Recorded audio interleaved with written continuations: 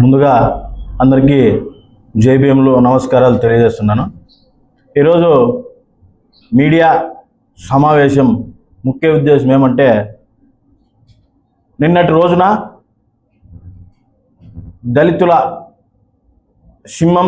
దళిత సింహం మడకశిర శాసనసభ్యులు ఎంఎస్ రాజు అన్న గారిపైన ఒక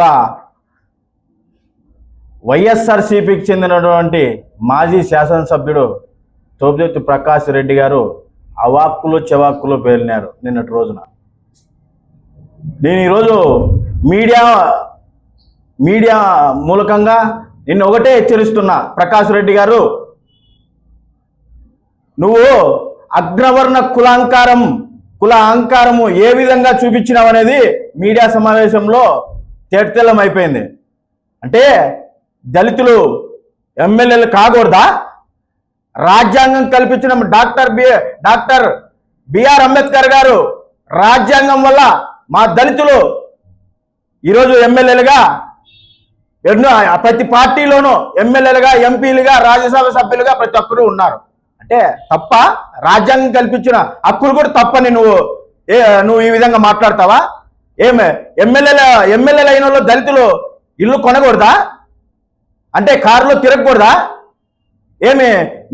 నువ్వు అగ్రకరణ కులాంకారంతో ఈ విధంగా మాట్లాడుతున్నావే.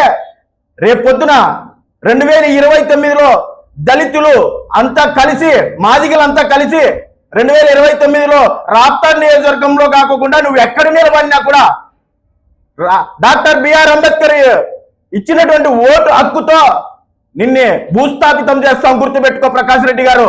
అంతేకాకుండా చెప్పులు కుట్టినారంటావే.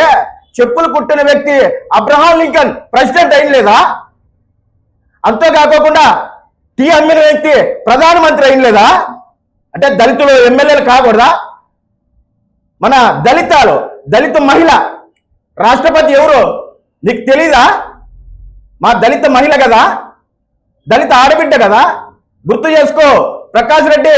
ఇదే విధంగా నువ్వు అవాక్కులు చెవాక్కులు పేలితే దళిత గిరిజనులంతా కలిసి, మొత్తం అంతా కలిసి అతి తొందరలో నీ ఇల్లు ముట్టడిస్తామని హెచ్చరిస్తున్నాం. అంతేకాకుండా బహిరంగంగా అంబేద్కర్ విగ్రహం దగ్గరకు వచ్చి దళితులకి, మా ఎంఎస్ రాజు గారికి బహిరంగంగా క్షమాపణ చెప్పాలా? ఏమయ్యా, నీ మాదిరి అక్రమాస్తులు దౌర్జన్యం చేసి నీ వైఎస్ఆర్సీపీ గవర్నమెంట్ లో ఎంతమంది మీద దాడులు చేసినావయ్యా దళితుల మీద? మాకు తెలీదా? ఒక ఎంపీపీ, వైస్ ఎంపీపీ, ఒక దళితుడు అంటే స్వచ్ఛందంగా తెలుగుదేశం పార్టీ మీద అభివృద్ధిని చూసి, చంద్రబాబు నాయుడు గారి అభివృద్ధిని చూసి పార్టీలో చేరితే దౌర్జన్యం చేస్తావా? దౌర్జన్యం చేసి పార్టీలు కండవాలు కప్తావా? మేమంతా చూస్తానే ఉన్నాం, అనంతపురం నగర ప్రజలు చూస్తానే ఉన్నారు. దాంతోపాటు రాష్ట్ర వ్యాప్తంగా నీ అరాచకాలు, నువ్వేమేం చేస్తున్నావో తెలుగుదేశం పార్టీ గమనిస్తుంది, పైన చంద్రబాబు నాయుడు గమనిస్తానే ఉన్నారు. ఏమయ్యా ఇంత దౌర్జన్యంగా మాట్లాడుతానే పబ్లిక్ లోకి వచ్చి మీడియా ముందుకు అది ఇది అని కోట్లు? ఏమయ్యా విల్లాలు నీవు లేవా? విల్లాలు ఎక్కడెక్కడ అక్రమాస్తులు ఉన్నాయో మేము ఇప్పమంటావా? మీడియా ముందుకు వచ్చి చెప్పమంటావా? ఇప్పటికైనా కానీ పద్ధతి మార్చుకో. రేపొద్దున దళితులు తలుచుకుంటే ప్రధానమంత్రులు కూడా అవుతాం, గుర్తుపెట్టుకో. మాదిగలు తలుచుకుంటే ప్రధానమంత్రి కూడా అవుతాం, గుర్తుపెట్టుకో ప్రకాష్ రెడ్డి.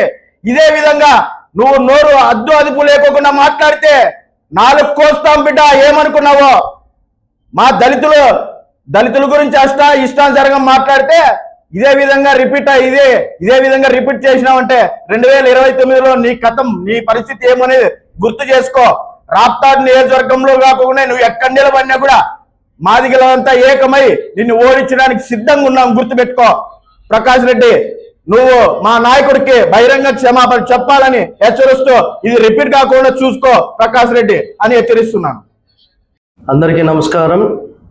నిన్నటి రోజున వైఎస్ఆర్ కాంగ్రెస్ పార్టీ తోపిదెత్తి ప్రకాష్ రెడ్డి గారు మా టీడీపీ ఎమ్మెల్యేలు అమ్మిల్లేని సురేంద్ర బాబు గారు, అలాగే పరిటాల శ్రీరామ్ గారిపైన, మా దళిత ముద్దుబిడ్డ ఎంఎస్ రాజు గారిపైన అవాకులు చవాకులు మాట్లాడడం జరిగింది. అక్రమాస్తుల గురించి మాట్లాడుతున్నారు. నువ్వు ప్రకాష్ రెడ్డి ఎంత నీ దుస్థితిలో ఉండి నువ్వు బయటకు వచ్చినావో ప్రజలందరూ చూశారు. నువ్వు ఎంత అక్రమాస్తులు కూడబెట్టుకున్నావో అందరికీ తెలుసు. ఒక్కొక్కటిగా నీ చరిత్ర తీయాలంటే కొన్ని పేజీలు చాలవు. ఇలాంటివి నువ్వు గుర్తు పెట్టుకొని నేనేదో నీతిపరుణ్ణి, నేను న్యాయబద్ధంగా ఉంటున్నాను, న్యాయంగా సంపాదించుకుంటున్నాను అనే మాటలు మాట్లాడడం సబబు కాదు. అవునయ్యా, దళిత బిడ్డ ఎమ్మెల్యే అయినాడు, ప్రజలు ఇచ్చారు ఆయన ఛాన్స్, ప్రజలకు సేవ చేస్తూ ఆయన ఒక ఇంట్లో ఏదో కొనింటాడు, దాని గురించి కూడా మీరు మాట్లాడడం సబబు కాదు. ఇది హెచ్చరిస్తున్నాం నిన్ను ప్రకాష్ రెడ్డి. నీ అక్రమాస్తులు చిట్టా తీయమంటే ఇప్పుడే తీస్తాం. తట్టుకోగలవా, నువ్వు తిరిగి సమాధానం చెప్పగలవా అని నిన్ను హెచ్చరిస్తున్నాం. అవును, ఆనాడు వైఎస్ఆర్సీపీ మీ అధికారంలో ఉన్నప్పుడు ఎంఎస్ రాజు గారు ఎన్నో అక్రమ కేసులు పెట్టించుకొని, అలాగే ఎన్నో ధర్నాల్లో పాల్గొని, సైకిల్ యాత్ర, పాదయాత్ర చేస్తూ తెలుగుదేశం పార్టీని ఈరోజు గద్దెనెక్కించి ఈరోజు సీఎం కుర్చీలో సీఎం చంద్రబాబు నాయుడు గారిని కూర్చోబెట్టారంటే అది మేము దళితులు చేసుకున్న ఒక కష్టార్జితం పైన మేము చెప్పగలము, ధీటుగా చెప్పగలం, మేము ధైర్యంగా చెప్పుకోగలం. ఎందుకంటే కష్టపడి మేము సీట్లు గెలిచాం. మీలాగా అక్రమంగా కాదు. మీరు ఎంతో సక్రమంగా ఉంటున్నారని మీరు అనుకుంటున్నారు. ప్రజల్లోకి వచ్చి అడగండి.